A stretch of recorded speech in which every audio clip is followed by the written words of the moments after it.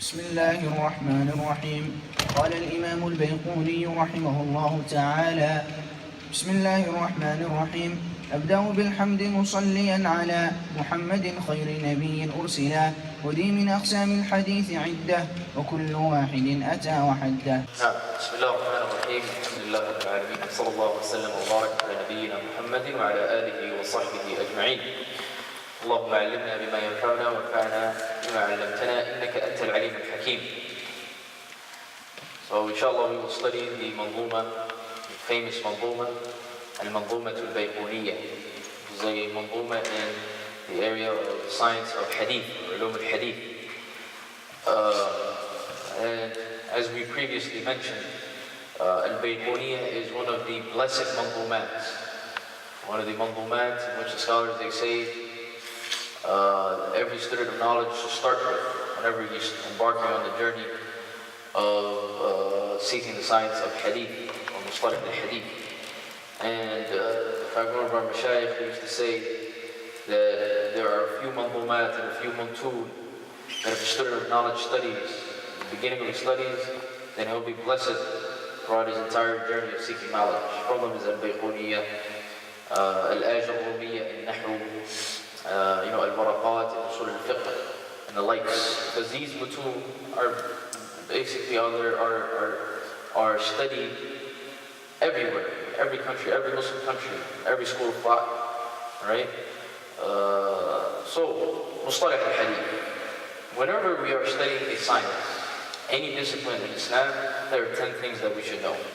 Okay, as Ibn Sabban, rahimahullah ta'ala, a scholar from the 13th century, who wrote a famous gloss on one of the better-known explanations of the classical text, Al-Fiyyat ibn Malik. He wrote a hashiyah called Hashiyat al-Sabban ala Shart al-Ashmuni li Al-Fiyyat ibn Malik. Ibn Sabban, rahimahullah, he says in 3 lines of poetry, he says, إِنَّ مَبَادِي كُلِّ فَنٍّ عَشَرَةٍ الْحَدُّ وَالْمَوْضُوعُ ثُمَّ الثَّمَرَةُ وفضله ونسبة والواضع والاسم استمداد الشارع مسائل والبعض بالبعض اكتفى ومن درى الجميع حاز الشرفاء. He says 10 things that everybody should know whenever studying a science. The first is al-hadd, the definition. All right, what is the definition of ulum al-hadith? All right, ulum al-hadith, the definition of it is علم يعرف بها أحوال الراوي والمروي من حيث القبول والرد، or أحوال السند والمتن من حيث القبول والرد. Right? It is a science in which you know, or you get to know the principles of the sanad and the matan, the chain of narration and the wording, or the rawi and marwi, the narrator and what is narrated, من حيث القبول والرد. Right? Whether it's authentic or not, whether it's accepted or not. This is what ulum al-hadith, this is what mustalah al-hadith is. Okay? What are the topics that are discussed in the second matter? What are the topics that are discussed? Topics that you discuss in ulum al-hadith, obviously, is what? Is the sanad and the matan, the chain of narration and the wording of that chain of narration. Okay? الحد والموضوع ثم الثمرة. What are its fruits? What are the fruits of seeking? After you seek this knowledge and understand this knowledge, what do you get from it? Okay?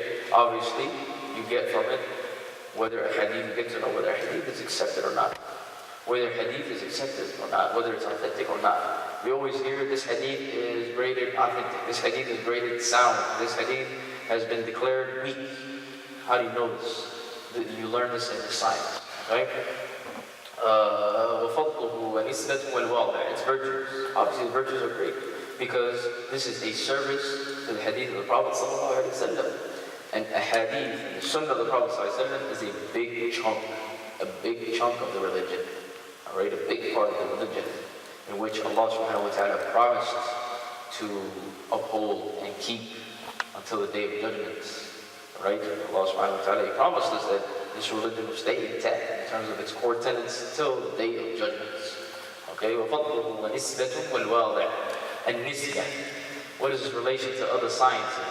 Obviously, it is from ulum al-ad. we previously discussed the two different types of sciences, ulum al-ghaya and ulum al-ala. Okay, and ulum al-hadith is from the ulum al-ala. It helps you understand the hadith of the Prophet sallallahu alaihi wasallam. Okay, وَفَضْلُهُ وَنِسْبَةُ وَالْوَاضِعُ. And wadi', who founded this science? Okay. It depends on what we mean by the founder of the science. Do we mean who was the first person to talk about some of its issues? Or do we mean somebody who actually wrote a whole book in the science, a book written solely for Mustalah al-Hadith, or Ulum al-Hadith? Okay? If we say the latter, then the first person to do this, as Ibn Hajar rahimahullah said, the first person to do this was Al-Ram al-Hurmuzi in his book Al-Muhaddith al-Fasil. Al-Ram al-Hurmuzi passed away here in 360. Okay? He was the first person to write a whole book solely on the science of hadith. But if we talk about just issues mentioned, issues that have to do with ulum al-hadith mentioned in some of his books, then maybe the first person to write about it was Al-Imam al-Shafi'i rahimahullah in his famous book Al-Risala. Al-Imam al-Shafi'i rahimahullah in his famous book Al-Risala. Al-Risala is a book in usul al-fiqh, or legal theory. Jazakallah khair, barakallah fikum. Al-Risala is a book in usul al-fiqh, or legal theory. But usul al-fiqh and usul al-hadith, they're connected. A lot of these issues are connected in a sense. Okay, so that is why Shafi'i talked about it, right? So, for example, as will come, Shafi'i talks about al-mursal. What is al-mursal? What does this term mean? And is it accepted or not, right? And so on. You find this in this book that he said. You find it. Although it has to do with the ulum al-hadith, okay? So that's when it comes to the founder. وفضل ونسبة والواضع والاستمداد والشارع. الاسم, what is the name of this science? It is علوم الحديث, the sciences of hadith. Or مصطلح الحديث, the terminologies of hadith. Okay? Or usul al-hadith, the foundations of hadith. All are used by the scholars. What is hadith? What is hadith? Okay? We talk about ulum al-hadith, we talk about usul al-hadith. What is hadith though? Hadith, if you guys haven't written this down, you probably should write this down, is ما أضيف إلى النبي صلى الله عليه وسلم من قول أو فعل أو إقرار. Alright? What is actually the Prophet ﷺ from any of his sayings, his actions, his approvals, alright? Or his character, or his physical description. The 5 things. Alright? And hadith, just hadith, right? 5 things that you need to know. First, the sayings of the Prophet ﷺ, the actions of the Prophet ﷺ, the approvals of the Prophet ﷺ. What do we mean by approval? Something happens in front of the Prophet ﷺ. The Prophet ﷺ, obviously as a legislator, he has to talk about that very thing, right? He has to say whether it's allowed, whether it's permitted or not. If he keeps quiet, that denotes that this very thing is allowed, because he did not reject it. Right? This is known as an approval. So, for example, a famous example they always use is Khalid ibn Walid radiallahu ta'ala anhu, a companion of the Prophet sallallahu alayhi wa sallam, who became Muslim in the year 8 after the Hijrah, in the 2nd month of the 8th year, Safar, about 6 or 7 months before the conquest of Mecca. This is when Khalid ibn Walid became Muslim. Khalid ibn Walid was one of the greatest military generals in Islamic history. Khalid ibn Walid, he ate a lizard from the Prophet sallallahu alaihi wasallam, and the Prophet sallallahu alaihi wasallam approved it. He didn't say anything about it, which shows that it is allowed to eat lizards, right? This is considered an approval. And the word that we use in the Arabic language is al-iqrar. Many times you will hear at-taqreer, okay? And it's important that you guys know the difference between both, because at-taqreer is not like al-iqrar. Al-iqrar comes from the root word, right? Qarrara or aqarra yuqir. And at-taqreer comes from the word qarrara yuqarrir. And there's a big difference between both words. At-taqreer, as you may find in many texts or many works, right? وَلِلْأَسَفِ at-taqreer means when you make a decision, all right? The person makes a decision. Okay, that's what taqleed means. But iqrar means an approval, which is what the muhaddithun mean, which is what the scholars of hadith mean. They don't mean decisions of the Prophet ﷺ, they mean approvals of the Prophet ﷺ. So whenever you see the definition of hadith, alright, ما أضيف النبي صلى الله عليه وسلم من قول أو فعل أو إقرار. Okay, it's iqrar and it's not taqleed. And then you have the physical descriptions of the Prophet ﷺ. The physical descriptions of the Prophet ﷺ, how he looked like. You know, when they say that the Prophet ﷺ was tall, neither was he short, rather he was of medium height. Okay, when they say the Prophet ﷺ had strings of gray hair, right, in his beard. Okay, the physical descriptions of the Prophet ﷺ, this is from hadith. Okay, and one of the greatest works written in the physical description of the Prophet ﷺ is what Imam al-Tirmidhi, Abu Isa, Muhammad ibn Isa ibn Sawra al-Tirmidhi, rahimahullah, passed away in the year 279 after the Hijrah. He wrote a book called Al-Shama'ib al-Muhammadiyya, the physical description of the Prophet ﷺ. Consists of 400 hadith. 400 hadith of the Prophet ﷺ. Okay? This is one of the greatest books written talking about the physical description of the Prophet ﷺ. And then you have the character of the Prophet ﷺ. Okay? Whenever we hear of the character of the Prophet ﷺ, how he used to deal with people, so on and so forth, this is actually from hadith. This is the meaning of hadith. Okay? And hadith and sunnah are used interchangeably. The sunnah and hadith are used interchangeably often. Okay? But the sunnah has other meanings depending on what sciences we talk about. Right?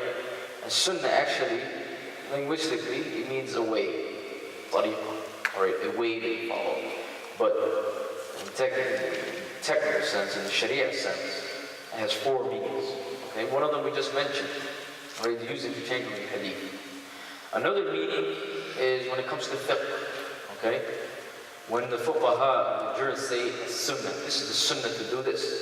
Do they mean whatever is attributed to the Prophet ﷺ from sayings and actions and rules? Absolutely not. What do they mean? They mean that this action is recommended. Okay, and this is very important to differentiate. This is why definitions are very important. This is why you see a lot of mistakes, a lot of khalt and khabt, a lot of mixing and matching, alright, from different people, because they don't understand some of the terms.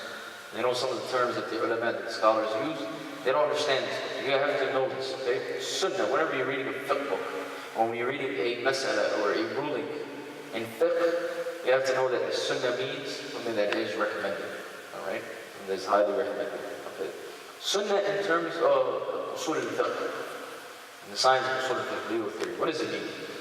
It means ما أضيف إلى النبي صلى الله عليه وسلم من قول أو فعل أو إقرار مما يصلح أن يكون دليلا شرعيا.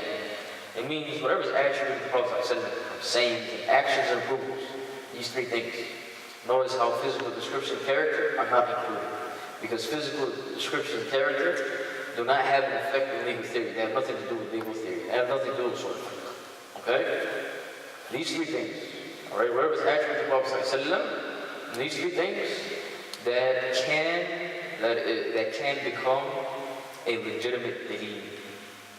Alright? Because usul al-fiqh, as we will study inshallah, usul al-fiqh, right? One of the main parts of usul al-fiqh study is adillat al-fiqh. The evidences and the sources of fiqh.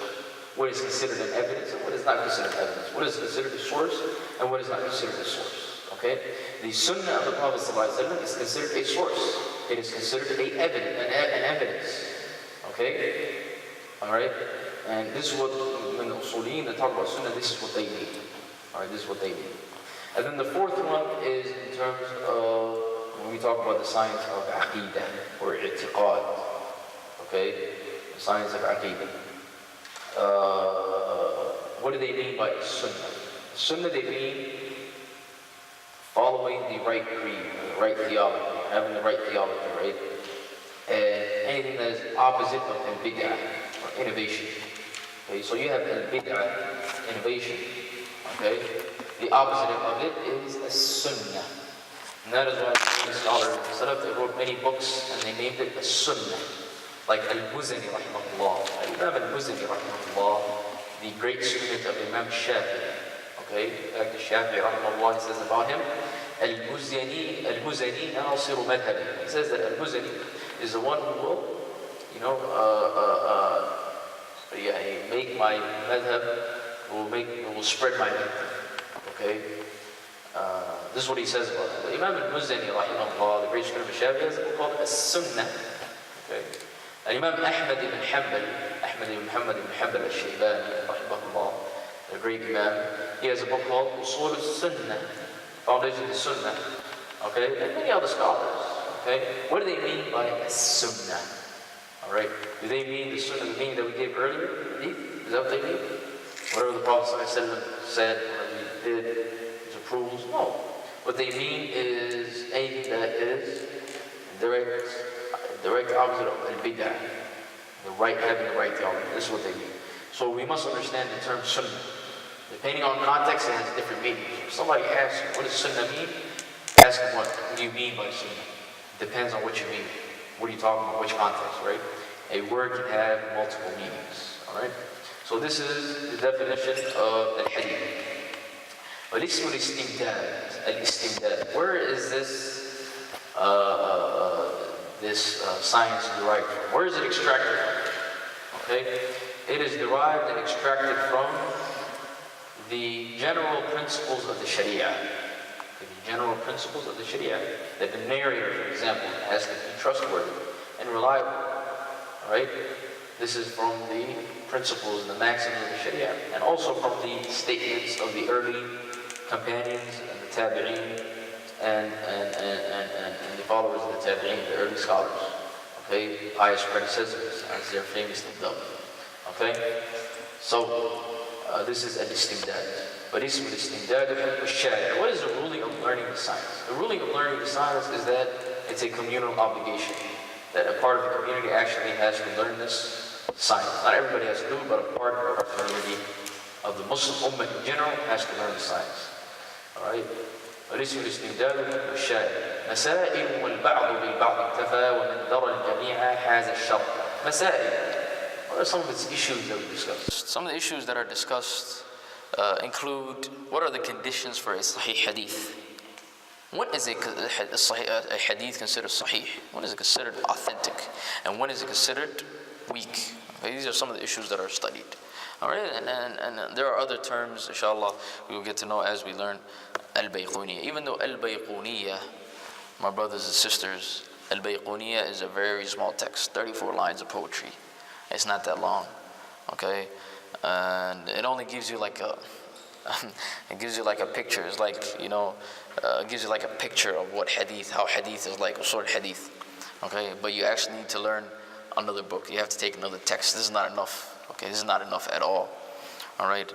And the funny thing about this Bayquniyyah, this manzuma, is that even though it's widespread and the scholars have explained it and commented on it and it's widespread and it's memorized all across the world, in terms of its structure, there are better manzumat, there are better books, there are better texts, right?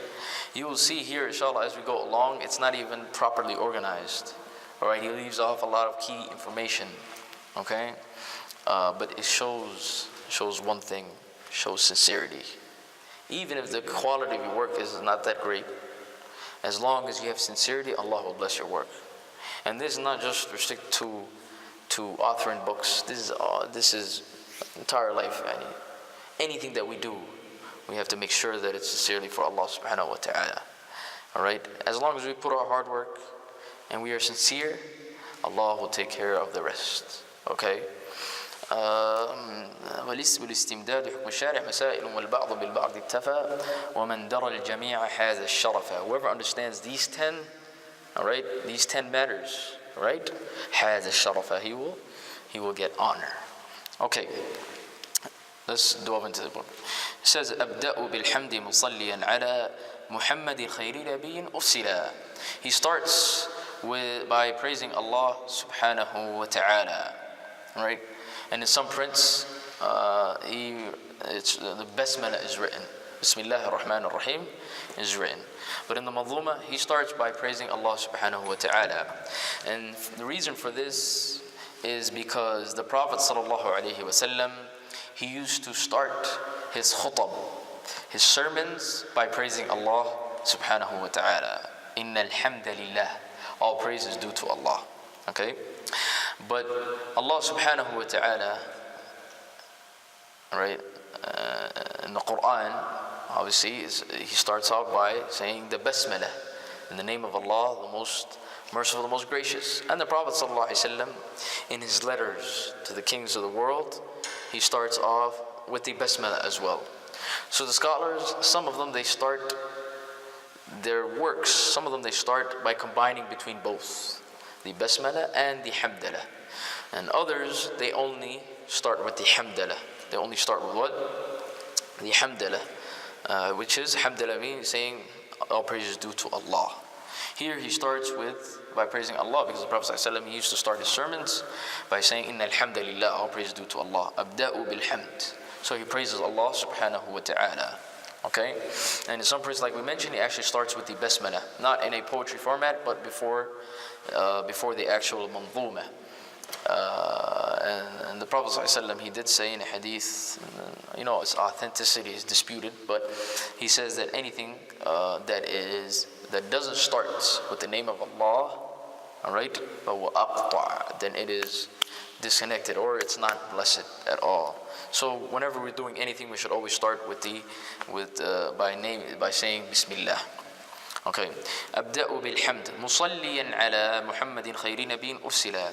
Then he seconds it by sending the salawat on the Prophet sallallahu alaihi wasallam. What do we mean by as-salawat?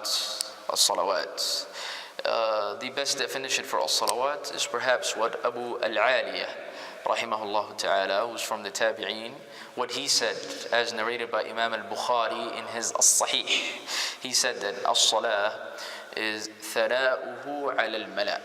Okay, is when Allah subhanahu wa ta'ala is praising the Prophet sallallahu alaihi wasallam. All right, this is what as-salah means. The praise of Allah subhanahu wa ta'ala. All right, the praise of Allah subhanahu wa ta'ala to Muhammad sallallahu alaihi wasallam. This is what as-salah ala Rasulillah means. Okay, inna Allah wa malaikatahu yusalluna ala al-nabi ya ayyuhalladhina amanu sallu alayhi wa sallimu taslima. Okay, the majority of scholars, though, they say that from Allah, when Allah subhanahu wa ta'ala is sending salawat on the Prophet sallallahu alaihi wasallam, it means that he is praising him. But when the malaika, as mentioned in the verse that we just mentioned, when the malaika, the angels, are sending, and us, when we are sending salawat to the Prophet ﷺ, we are making dua for him. We are making dua for him. Because our praise to the Prophet ﷺ doesn't really mean anything. But for Allah to praise the Prophet ﷺ, that's something huge, right?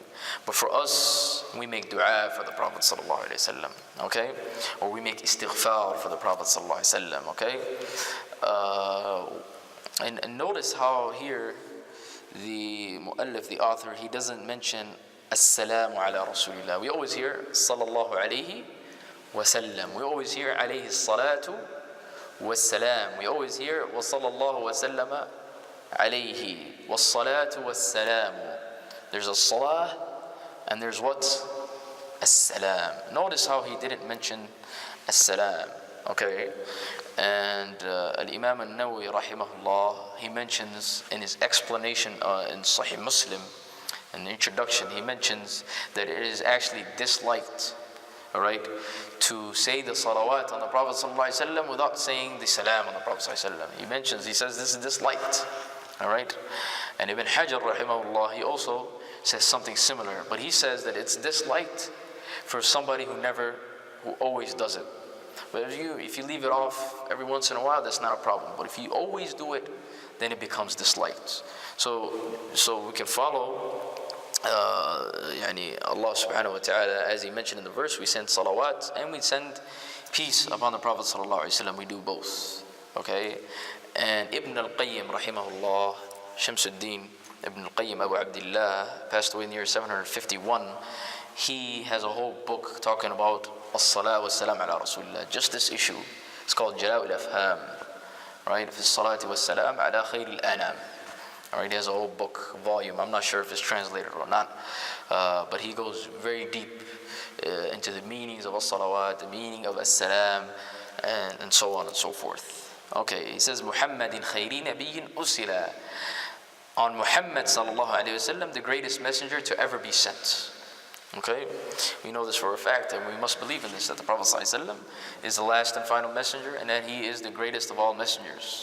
Okay, we have some ahadith of the Prophet sallallahu alayhi wasallam saying, do not prefer me over Musa alayhi salam. Do not prefer me over Yunus ibn Matta alayhi salam. What do we do with these ahadith? Okay, the Prophet ﷺ is clearly saying, do not prefer me over these messengers. Okay, what does this mean? Well, we know for a fact that the messengers and the prophets, alright, are of different levels. As Allah said in the Quran, تِلْكَ الرُّسُلُ فَضَّلْنَا بَعْضَهُمْ عَلَى بَعْضٍ. Allah said in the Quran that there are messengers that are simply better than others. Right? تِلْكَ الرُّسُلُ فَضَّلْنَا بَعْضَهُمْ عَلَى بَعْضٍ مِنْهُمْ مَنْ كَلَّمَ اللَّهِ. Some of them they spoke to Allah. Right? إِلَى آخِرِ الْآيَاتِ. Right? We know this for a fact that there are messengers that are better than others. We have something called ulul azm. Right? Ulul azmi min ar-rusul, as Allah mentions in the last verse of Surah Al-Ahqaf. Ulul azm. Alright, ulul azm, as scholars have explained, they say ulul azm are 5 messengers. The Prophet sallallahu alaihi wasallam, Ibrahim alayhi salam, Musa alayhi salam, Nuh alayhi salam, and Isa alayhi salam. These are the top 5 messengers. Alright? You have 124,000 prophets, and you have 313 messengers. There are 5 of them that are the best. Okay? The best of them is the Prophet sallallahu alaihi wasallam. The second is Ibrahim alayhi salam. Alright, the father of all prophets, Khalilullah. The third is Musa alayhi salam.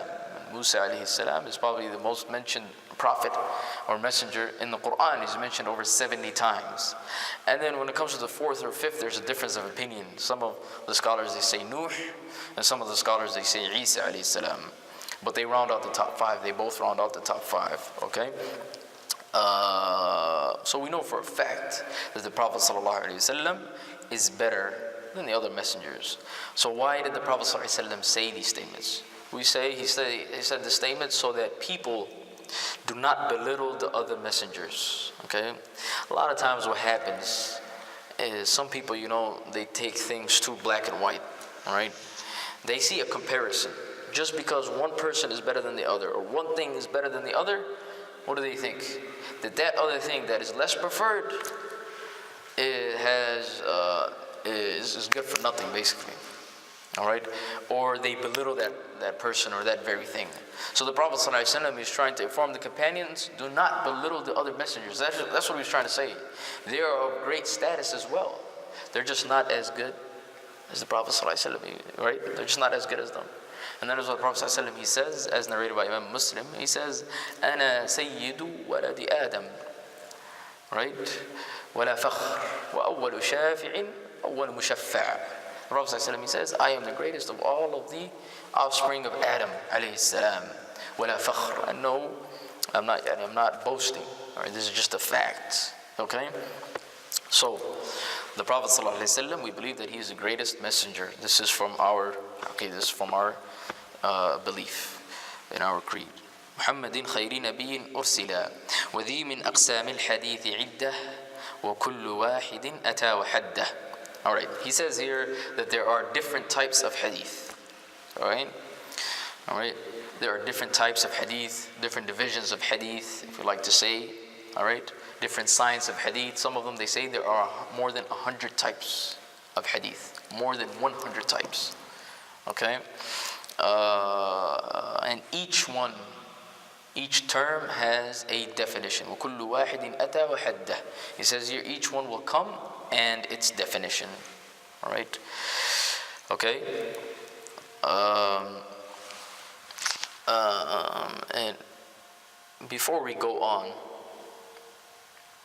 we must know that hadith, the way hadith came about, had a history. Okay? Had a history. Okay? In the beginning of Islam, hadith was not allowed to be written. The Prophet ﷺ, he says, as narrated by Imam Muslim, من حديث أبي سعيد الخدري رضي الله تعالى عنه. The Prophet ﷺ, he says, لا تكتبوا عني غير القرآن. وَمَنْ كَتَبَ عَنِّي غَيْرَ الْقُرْآنِ فَلْيَمْحُ. Right, the Prophet ﷺ, he says, do not write anything other than the Quran. And whoever writes anything other than the Quran, then let him what? Then let him erase it or delete it or whatever you want to, however you want to translate it, okay? Muhim, you cannot write anything other than the Quran. But later on, during the later stages of the Prophet ﷺ's life, he actually allowed and permitted for hadith to be written. Okay, and the reason was for this was primarily for two reasons. First reason is that so people don't mix the Quran with the Sunnah of the Prophet ﷺ. Okay, so they don't mix the two. And the second reason is so that the Sahaba can get used to memorizing, so they can get a grasp of memorization. Even though they were great memorizers, all right, they were known for this. Okay, they were not people. Not everybody was literate. Not everybody could read and write. All right, they used to depend on their memorizations a lot, and that's why they used to memorize hundreds and thousands of lines of poetry, okay? So they get used to memorizing the Sunnah of the Prophet ﷺ, okay? And it's a way of preserving the Sunnah of the Prophet ﷺ. So the Sahaba, they memorize, they get used to it. You know, when you're used to memorizing everything, it's not like when you're writing it down, okay? When you're memorizing everything, it's not like when you're writing it down. Okay, you have it stored with you.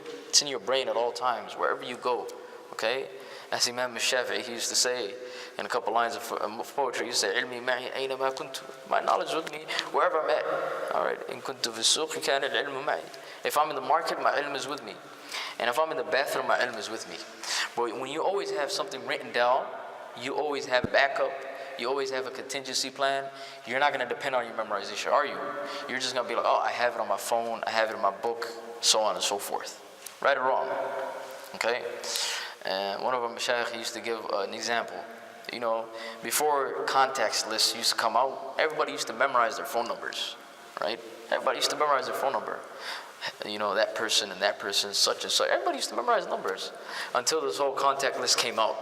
All right? Now there's no need to memorize number, to the point that, right, sometimes we don't memorize our own number, and sometimes we don't memorize the numbers of the people close to us.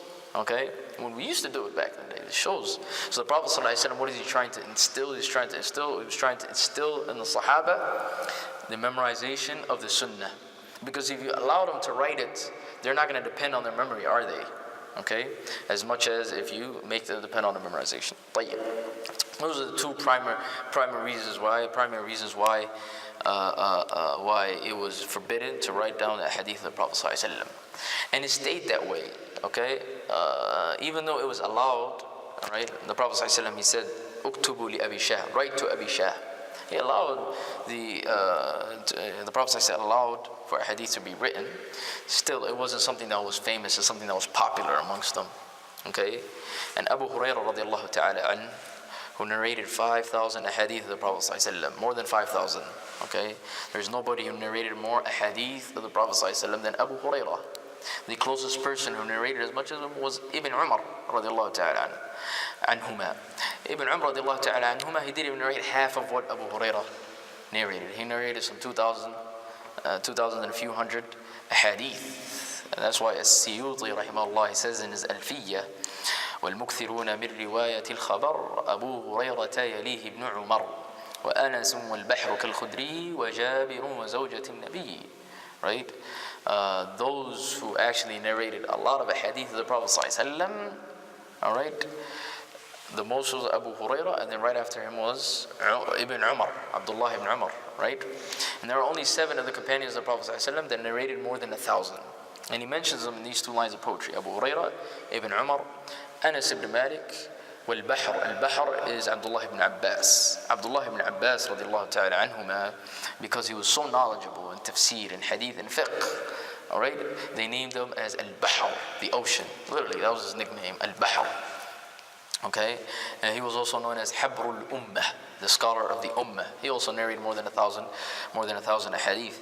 وَأَنَسٌ وَالْبَحْرُ كَالْخُدْرِي. Al-Khudri, Abu Sa'id al-Khudri.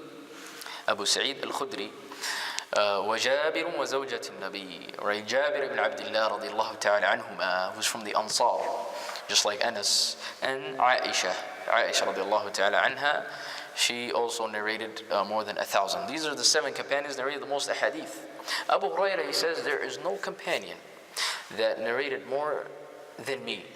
إلا ما جاء عن عبد الله بن عمرو بن العاص فإنه كان يكتب ولم أكن أكتب. He said that there is no companion of the Prophet ﷺ that used to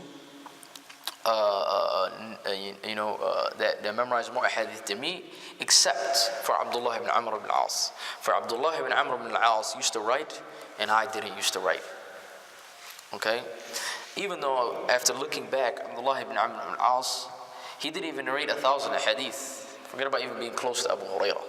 Okay? But Abu Hurairah did not know this. All he knew is that he used to write down a hadith. Okay, which shows a few matters. First, that majority of the companions didn't used to write down a hadith. Abdullah ibn Amr ibn al-Awn was one of the few, if not the only one, that was known to write down a hadith. Okay, and he was known for this, like writing down a lot of hadith. So he didn't know how much, the number of how much he actually had with him. Okay. Number two is that Abu Hurairah radiallahu ta'ala an, obviously he lived in Medina. Abdullah ibn Amr ibn al-As, he was mostly with his father in Egypt during the later part of his life, especially during the later part of his life. So there's the distance factor as well. Okay? So al-Muhim, going back to the original subject, this was not popular. Memorization was the main thing. Okay? Majority of the Sahaba, they would have their halaqat, and they used to say, I heard the Prophet ﷺ, I seen the Prophet ﷺ do this, so on and so forth. They would narrate it to the tabi'een, to their students, the followers, the companion, the next generation. Okay? And then the next generation, they would do the same. Until the fitna started. Until the fitna started, and before the fitna started, Arabs had a culture. And their culture was that lying was dangerous. Nobody used to lie. And if you lie, you are done for. Okay? If you lie, you are done for. Yani you and your family, everybody will say they're the liars. Yani Quraysh and the Arabs in general, okay, they had a culture, okay? They considered lying worse than sometimes than murder. They used to murder their daughters alive, right? That's what they used to do. But they considered lying worse than that. Okay, they had different standards. Okay, they had a different culture. Lying was a no-go. Nobody used to lie until the fitna started, until the Arabs started mixing with non-Arabs, and lying became a norm. That's when the scholars were like, "Oh, hold up! Now we're just not going to accept everybody. Now we're going to look. Who did you narrate from? Okay, who did you hear from? Are you reliable? That person you heard from, is he reliable?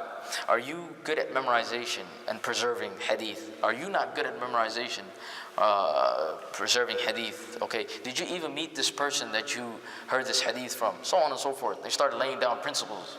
They started becoming very harsh and strict when it comes to accepting every hadith. Okay, as Ibn Sirin rahimahullah ta'ala, he said, "Kulna la nas'alu 'an al-isnad." We never used to ask about the chain of narration. فَلَمَّا وَقَعَتِ الْفِتْنَةِ, whenever the fitna started, some scholars, they say that fitna was the fitna of Al-Mukhtar ibn Abi Ubayd al-Thaqafi.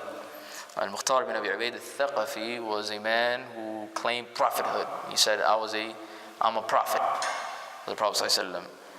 And he also claimed that he was basically finding revenge for the people who murdered Hussein. Okay, he passed away near 68 after the Hijrah. Okay, some scholars say this is the fitna. Others, they say no, fitna means something that is general. Whenever the fitna just started in general between the Muslims. Okay, whenever the fitna started, we said, "Sammu lana rijalakum."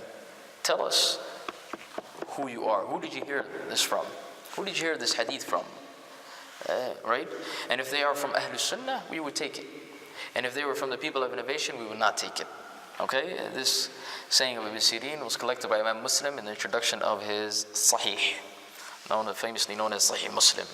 Okay, so the scholars, they started becoming strict, okay, and they started laying down foundations and principles when the hadith is taken and whatnot. And then later on, they started writing books and they started collecting authentic ahadith and sound ahadith and even da'if ahadith that are weak. Okay, they started collecting it until this day.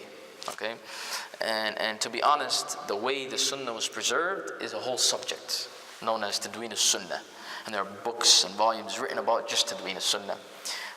We can't encompass it in these few minutes, but just to give you guys an overall picture. In the beginning of Islam, it was forbidden. Later on, during Prophet ﷺ's life, it was allowed. During the companions, okay, not too many things were asked about chain of narration. Then they started asking about chain of narration. Then it started to become preserved in books. All right, until our day today. All right, inshallah, we will stop there. And after our break, next week, the week after, we will start with the third line, أولها الصحيح وهو ما اتصل, which discusses the conditions of a sahih hadith. There are 5 conditions for a hadith to be sahih. Inshallah, we will start with that the week after next week, بإذن الله عز وجل. Right now, let us take a 20-minute break, بإذن الله عز وجل. We'll come back after 20 minutes. Does anybody have any questions, any comments, or any concerns? Okay, inshallah, we'll leave it at that. Sallallahu alaihi wa sallam ala nabiyina Muhammad wa ala alihi wa sahbihi ajma'in.